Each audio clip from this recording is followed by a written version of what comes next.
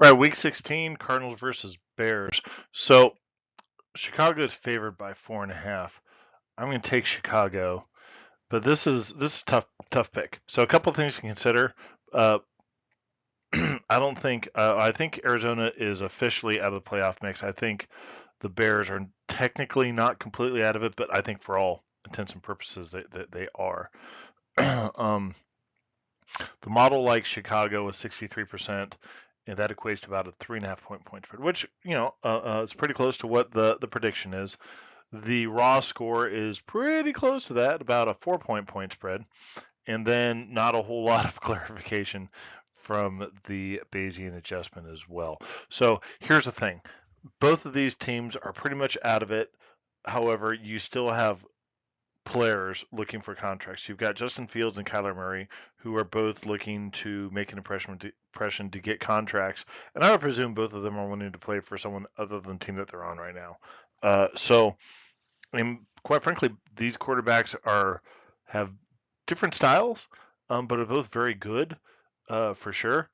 And I think that they're otherwise on poor teams. So I just think taking the straight up who I think is going to win is probably a better way to do that.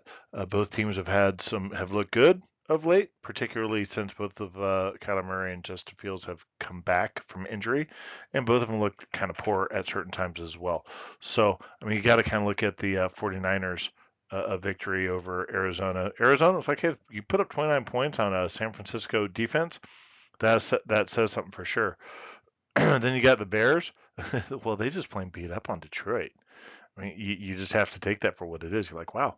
So, but then they come back and, they didn't look great against a good Cleveland Browns team, but they didn't look bad either. So, I'm just going to take the model for what it is. Let's take a look at some of the straight up numbers here. So it's showing that the model is showing that Chicago has an advantage in both rushing and the passing. Now, keep in mind, Kyler Murray came back, I think, like a month ago. He's got like 4 or 5K under his belt. So he's going to pass higher than this because they pretty much had no quarterback. So probably right up around here.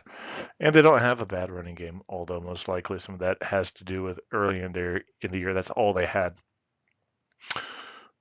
Chicago definitely has been having a hard time protecting their quarterback. That's also the reason why I got hurt.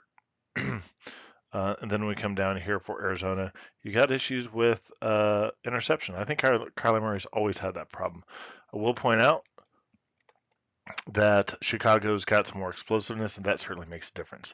So, with that, like I said, watching this game for the sake of watching this game is not as interesting as watching to see what the two quarterbacks do. So, and I think that will be instructive towards seeing what happens with contracts in the off season. But man, when you have two potentially very good quarterbacks who are on not all that great teams, um, it's going to be interesting to watch. But again, I don't. It's a somewhat of a meaningless game from the NFL perspective. So I think that throws off a lot of the potential dynamics behind it. So anyhow, if you like what you listened to, found this helpful, like and subscribe. And if you got any questions, comments, drop me a note.